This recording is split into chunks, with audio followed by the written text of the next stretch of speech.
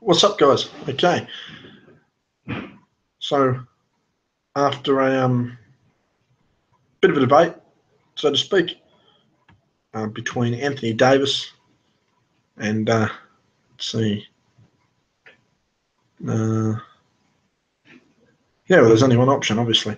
Giannis Antetokounmpo. I don't think there are any other two players that were going to win Player of the Week other than AD and Giannis, and I've gone for Giannis for the week of October 17 to 23rd, 2017. With a total impact score of 151.4. Again, didn't account for minutes.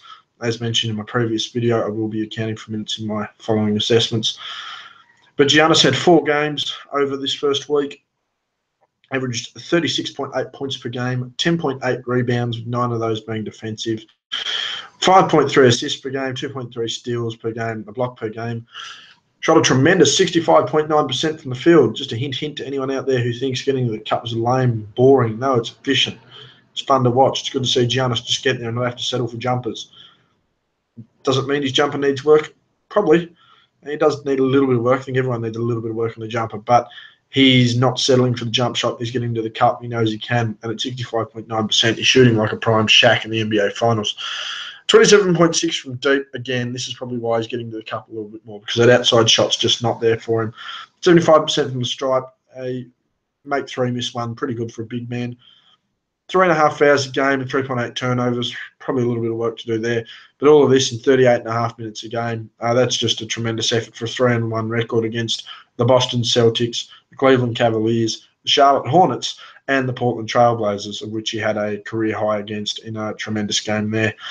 With a record of 3-1, he has been by far and away the best player in this league. As I mentioned, his ability to get to the cup off the dribble, in the post, wherever he wants to be to get that ball in the hoop, he's able to do it.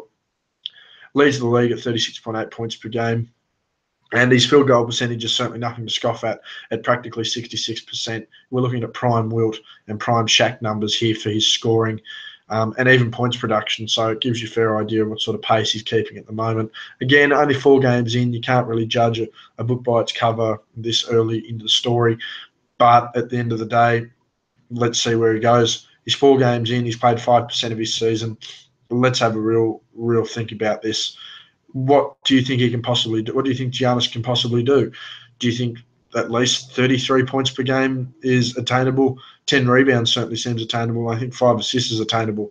So do you think maybe even a 35-point game, 35 per game, points per game season is possible for Giannis? Let me know in the comments. Steals and blocks, I think his block numbers will end up going up, hopefully. Steal numbers will probably drop. But what sort of defensive numbers do you feel Giannis is going to get? I think that 2-1 is probably a substantial effort for this guy. I mean, 7 foot, he's not defensive minded. Probably should be a little bit more. His defensive effort has been pretty good, solid, not tremendous, but solid enough for him to certainly be player of the week and certainly be a force to be reckoned with defensively. As I mentioned, 66% shooting. That'll probably go down over. That will not probably will go down as the story of the NBA season continues. But nonetheless, I do feel that over 50% shooting is more than obtainable, and maybe even 55% shooting. So this could be a scary season. This could be LeBron-esque, 2012 to 2014, and how efficient he was at getting to the cup. Don't think he's going to rely on that jump shot much. So don't be surprised if he doesn't crack the 30% from deep. As a big man, I wouldn't be disappointed with that, particularly if his three-point attempt numbers are low. 75% free throw shooting, expect that to dip, but if he can keep that above 70%, I think he's on track for a good season. Fouls at 3.5 a game will probably stay, but I feel his turnovers are going to need to go down to at least just 3 flat. You can't afford to have games much higher than that, particularly as a big man who's relied upon to carry an entire franchise. He is the hope and future of that team. 38.5 minutes, you can expect that to be about a season average. Now, record of 3-1 is something you need to look at. What sort of defensive presence has he had? Going up against Cleveland, they don't have many great defenders. Obviously, they're relying on Jeff Green, Jay Crowder, Kevin Love, and Tristan Thompson to try and keep him in check there. In Portland, you had Joseph Nurkic, but I mean, what's he going to do defensively? He didn't seem to do much.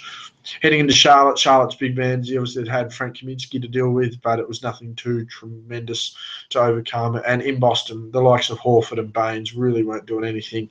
They were relying on Marcus Smart, Jaylen Brown and Jason Tatum to do a majority of the defensive work there. So, I mean, he has had a little bit of a coasting as far as people guarding him, but nonetheless, to be putting up those sort of numbers and flat out embarrassing teams is all you have to say. He's had a career high this week, 44 points against Portland, probably the game of the season so far for anyone as far as highlights are concerned. But I do feel that efficiency is something he's going to have to pick up on. I mean, little things like in games where he's the only person to miss a free throw, it does hurt the way I score, but nonetheless, I do feel his overall production this week has resulted in him being player of the week, and I really don't think there's any argument. Who did you guys have as your player of the week? Was it Anthony Davis? Was it Ben Simmons? Was it Marc Gasol? Or was it someone else that I'm missing here? Let me know in the comments. Again, always looking for feedback on this grading system. Let me know how it's going and where you think I can improve. As I mentioned in my previous video, I will be bringing minutes into account, so I will be dividing the amount of minutes by minutes available. So in a 48-minute game, if you play 36 minutes, there's a plus 75 to you and whatnot. So we'll look at that from there. But yes, again, as I mentioned, my player of the week for the 17th to the 23rd of October 2017 is Giannis Antetokounmpo of the Milwaukee Bucks. Over 4 games, had an impact score of 151.4, minutes not included. Let's point that out. 36.8 points per game, 10.8 rebounds per game, and 9 of those being defensive rebounds, 5.3 assists, 2.3 steals, and 1 block. Shooting near 66%, just a touch under at 65.9, 27.6 from deep, 75% from the stripe. Only 3.5 fouls, not too bad. 3.8 turnovers, something he can improve on, and in 38.5 minutes of play, I don't think you can complain at going at almost a point a minute. Carrying the team to 3-1 against Charlotte, Portland, Boston, and Cleveland. He has had a tremendous showing in week 1 and hopefully can continue that not only into week 2 and not only for the rest of October and the rest of the year, but hopefully for the rest of the season and see some great success here for the Milwaukee Bucks. Anyway, guys, that's been me. Hit that thumbs up. Subscribe to my channel for more daily NBA updates, players of the week, players of the day. I'll even give my opinions here in summary as well. Hit that subscribe button. Follow me on Twitter, Justin_G_Bryant. Again, thank you very much for watching the video. My player of the day, player of the week for the 17th to 23rd of October 2017 is Giannis Antetokounmpo, the Greek Freak from the Milwaukee Bucks, carrying the team to a 3-1 opening record.